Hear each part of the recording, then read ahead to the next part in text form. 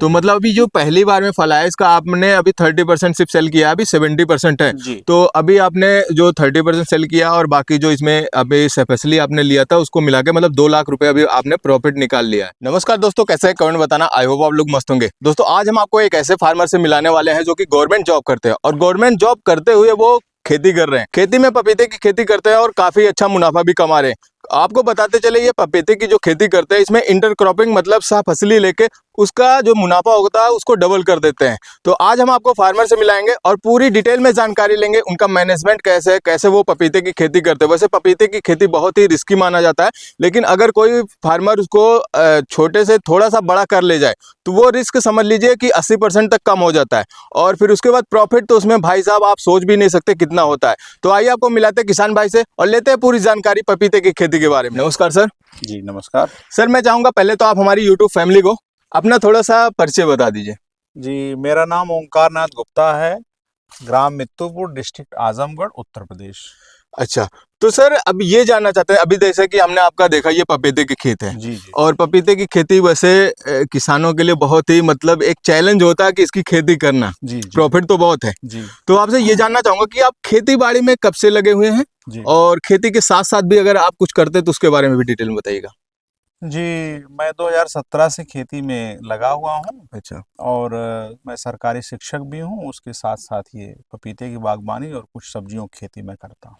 अच्छा, तो जैसा कि आप टीचिंग लाइन में लगे हुए हैं और अभी ये मान के चले आपका लगभग 8 9 10 महीने जी, नहीं 10 साल लगभग खेती में। लगभग लगभग 8 हाँ, साल हो 8 साल हो गया खेती में। गए। जी तो ये जो आप पपीते की खेती की हुई है जी। ये आपका पहली बार है या इससे पहले भी पपीते की खेती की है? नहीं, पपीता हमने पहली बार लगाया है। अच्छा, तो ये कौन सी वैरायटी है और पपीते की खेती के बारे में आपको कैसे पता चला कि पपीते की खेती करना चाहिए? जी, ये वैरायटी है रेड लेडी ताइवान 786 अच्छा। और यूट्यूब पे हमने देखा था। एक जागीर नर्सरी बराड़ा एमपी के हैं डॉक्टर विवेक शर्मा, जी जी। उनका कई वीडियो देखा तो मैंने उनसे बात करके हम्म। इस बार हमने पपीता लगाया। तो ये पपीते का आप नर्सरी मंगाए थे तो ये भी एमपी से वहीं से मंगाए? जी, नीमच से ही मैंने अच्छा, मंगाया डॉक्टर विवेक शर्मा की तो नर्सरी से। ये मतलब आप गए थे वहां लेके आए थे या वैसे ही डिलीवरी हुआ था? नहीं, हमने उनको 10% पहले एडवांस राशि भेजी थी। जी। उसके बाद अम्बेडकर नगर के एक किसान हैं, उनके साथ हमारा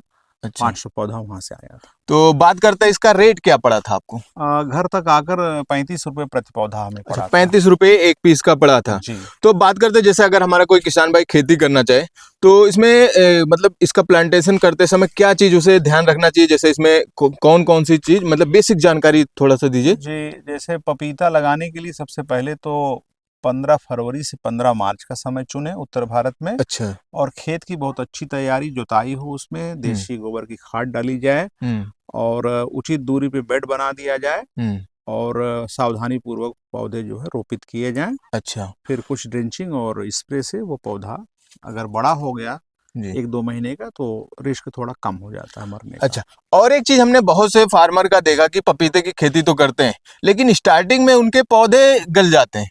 तो उसमें मतलब क्या क्या ऐसा रिस्क होता है पपीते के पौधे का कि मतलब क्या ऐसी गलती करते हैं या किस चीज से उसका जो पौधा गलता है उसका रीजन क्या हो सकता है आपके हिसाब से? ये जो हमने अनुभव किया तो सबसे पहले ट्रांसप्लांटेशन का समय हम्म 15 फरवरी से 15 मार्च तक यहाँ उत्तर भारत में ट्रांसप्लांटेशन हो जाना चाहिए। हम्म तो जो टेम्परेचर का दुष्प्रभाव पड़ता है वो नहीं पड़ेगा। और हम्म दूसरा ये कि पौधे को लगाते समय जो उसकी मिट्टी होती है, हम्म। जड़ों में जो मिट्टी उसकी पिंडी होती है, जी।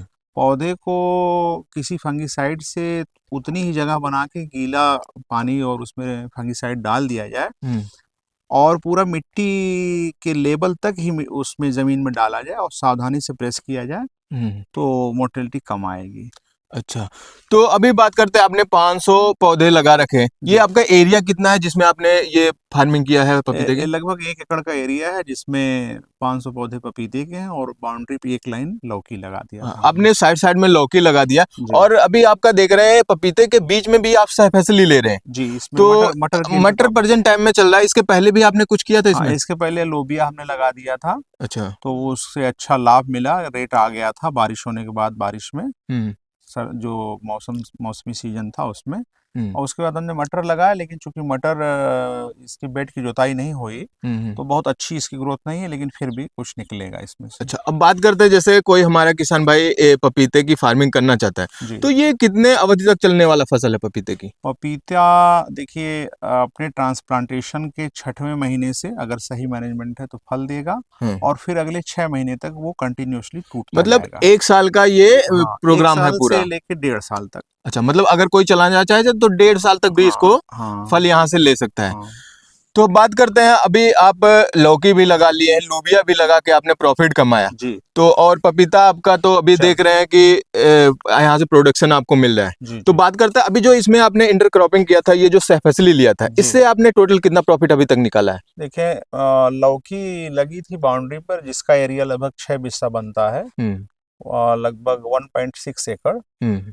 1/6 एकड़, 1/6 हाँ, एकड़ में। एक एक एक हाँ, एकड़ का 1/6 छठवां एकड़ भाग। हाँ। एरिया वो बना। हम्म, तो उसमें शुरू में रेट नहीं था तो बहुत लाभ नहीं हुआ, लेकिन जो 2 बारिश हुई थी हम्म। उसके बाद 30 रुपये 40 रुपये बिकना शुरू हुआ, तो लगभग 75,000 की लौकी बिकी इसमें और 25,000 का लोबिया बिका। मतलब ये मान के चले 1 लाख रुपए तो आपने सिर्फ सहफसली से हाँ, कंप्लीट कर जी, लिया। जी, इतनी बिक्री हुई। और अभी आपका ये प्रोडक्शन तैयार है पपीते का, तो जी। पपीते में अभी आपने कितना मार्केट में सेल किया और कितना अभी तक प्रॉफिट हुआ? लगभग 30 अक्टूबर से हमने पपीते में हार्वेस्टिंग लेना शुरू किया, हम्म। तब से अब तक लगभग 30 क्विंटल माल लगभग 1 लाख रुपए का हमने बेचा है, जी। और ये कुल अभी तक का जो प्रोडक्शन है उसका 30% है। मतलब अभी आपके पास 70% पपीते का प्रोडक्शन है। जी। और अगर आप इसको एक बार जो ये फसल आया है, फल आया है, इसके बाद भी अभी इसमें फल आएगा पपीते जी, में? सही मैनेजमेंट होगा तो फल अभी ये देता तो रहेगा। मतलब अभी जो पहली बार में फल आया इसका आपने अभी 30% सिर्फ सेल किया, अभी 70% है। जी, तो अभी आपने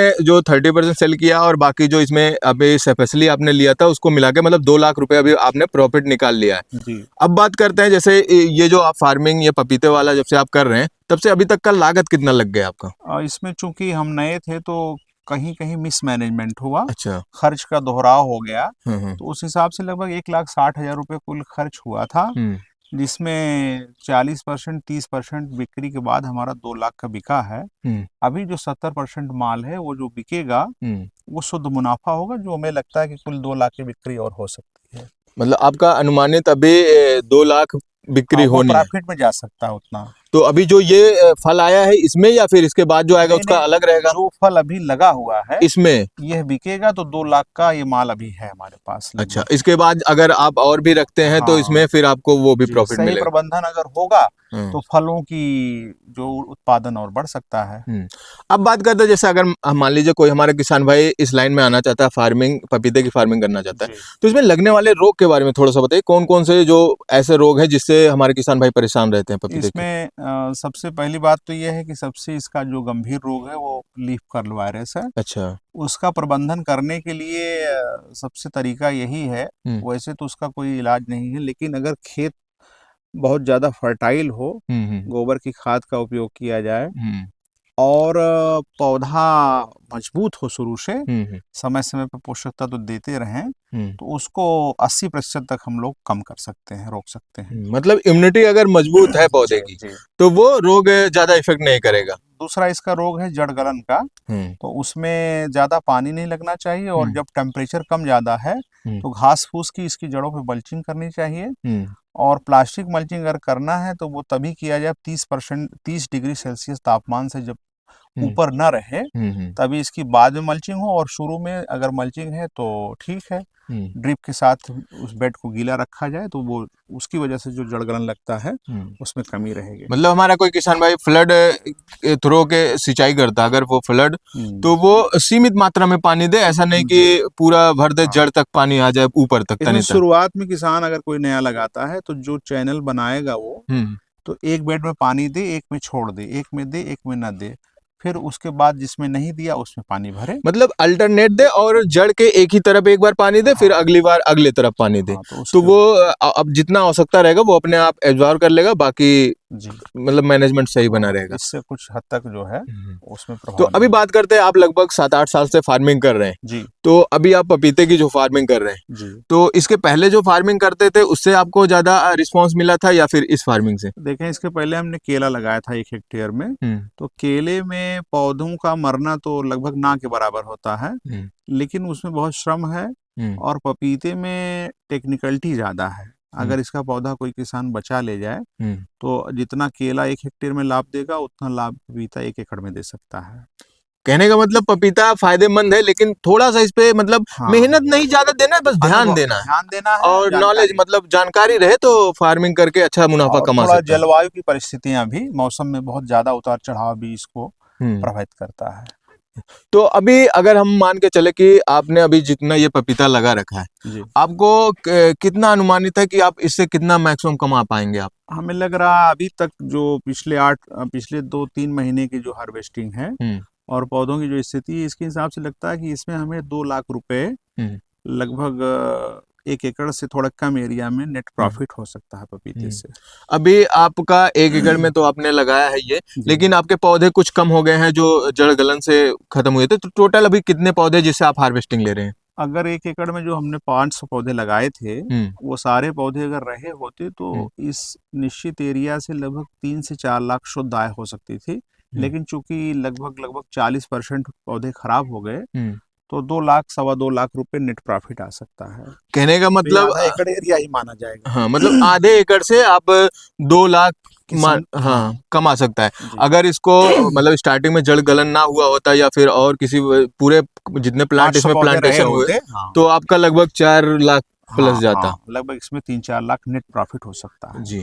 और जैसा कि आपने बताया कि आप टीचिंग करते हैं, तो आप प्रॉपर इसका देखभाल नहीं कर पाते होंगे, जी। जैसा कि सब हाँ, लेबर लगे उसका हैं। उसका फ़र्क पड़ता हाँ, है। उसमें आपका जो ये है कि लेबर कास्ट ज़्यादा पड़ जाता है, इस वजह से इसका मतलब लागत ज़्यादा लागत आई ज़्यादा लग है। जाती लगभग है। 25% 20% हमारी लागत एक आम किसान की तुलना में ज़्यादा आई है अगर इसमें। हमारा कोई किसान भाई खेत में वो खुद काम करने वाला है या अपने देखभाल में करे, तो वो कम लागत में ही अच्छा खासा हाँ, मुनाफा कमा सकता जी, है। हमारी लागत से उसकी लागत 30% कम आएगी और यील्ड अच्छी होगी। तो किसान भाई देख सकते हैं, सर टीचिंग के साथ साथ फार्मिंग करते हैं और काफी अच्छी टेक्निकल फार्मिंग करते हैं। ऐसा नहीं कि धान गेहूं लगा दिए, और काफी अच्छा मुनाफा भी कमा रहे हैं। पपीते की खेती भी कर रहे हैं, पपीते के साथ साथ जो सहफसली ले रहे हैं उससे ये कम ही समय में 1 लाख रुपए प्रॉफिट कमा लिए, खेत के नीचे नीचे फार्मिंग करके। बाकी ऊपर तो पपीता लगा है, और पपीते से जो फार्म प्रॉफिट होने वाला वो तो होगा ही। तो किसान भाई, अगर आप भी पपीते की फार्मिंग करना चाहते हैं या भी पपीते की फार्मिंग से रिलेटेड कोई भी आपको जानकारी चाहिए, तो आप कमेंट करके बताएगा। बाकी मिलते हैं किसी और वीडियो में, तब तक के लिए wish you all the best.